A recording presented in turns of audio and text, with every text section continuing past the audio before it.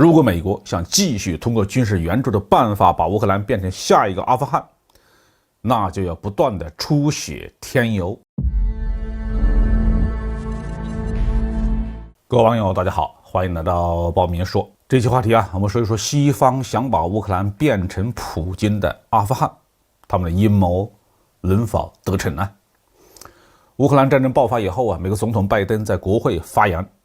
声色俱厉地指责俄罗斯并且拿出了长长的制裁清单。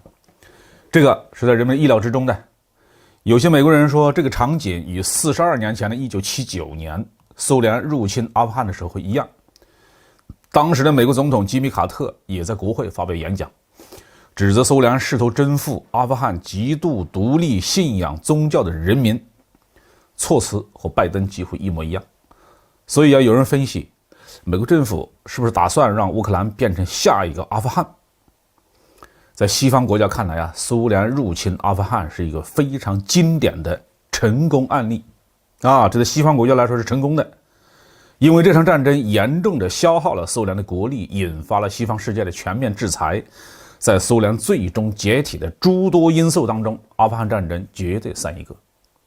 所以今天有人提出来把乌克兰变成下一个阿富汗用这场战争来耗尽俄罗斯的国力，让俄罗斯政府垮台，让普京身败名裂，甚至于肉体死亡。看起来这是很有诱惑力的一种策略的选择当然也有一些西方政治家认为这种想法是非常危险的，因为俄罗斯是一个核大国，普京已经让战略核导弹部队进入到特别战备状态。如果西方在乌克兰搞些鬼鬼祟祟的阴谋去引发了核大战，那就得不偿失了。有一个问题是，在上个世纪80年代的阿富汗战争期间，苏联也是一个核大国，而且所拥有的核力量比今天还要强大了。那个时候的美国为什么就不害怕苏联的核武器呢？为什么就敢于采取多方面的行动来搞垮苏联呢？我们可以回顾一下阿富汗战争期间美国人都干了些什么。当时美国最主要的办法是通过提供军事援助来支持阿富汗各个派别的游击队。各式各样的枪支弹药自然是不在少数最让当时的苏军头疼的就是毒刺式的地对空导弹。这种单兵肩扛式的防空导弹击落了不少苏联的武装直升机和对地的攻击机，造成了苏军相当大的损失。美国人非常得意，还拍了一部电影叫做《查理·威尔逊的战争》来描述这个事儿。有兴趣的网友可以在网上看一看找这部电影来看一看《查理·威尔逊的战争》。那当年的一切会在乌克兰重演吗？当然不会。最关键的是，中国与俄罗斯已经结成了没有上限的友好关系。中国之间开展了全面的战略合作，政治上的互信为两国友好关系提供了制度保证，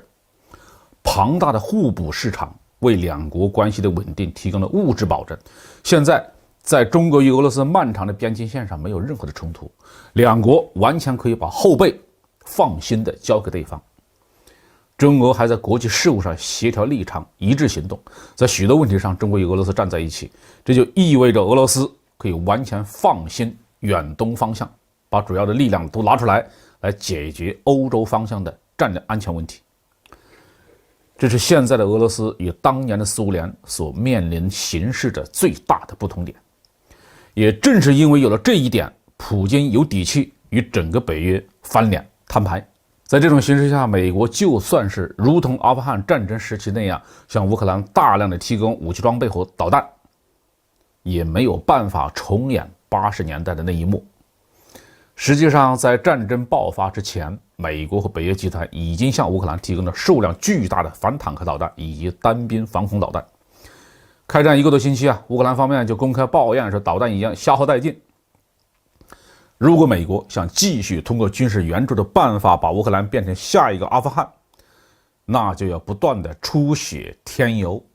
那就要拿出远远比现在更多的军事援助。那么这样的一场战争到底会把谁拖垮呢？还真是说不定呢。好，这期话题就说到这里。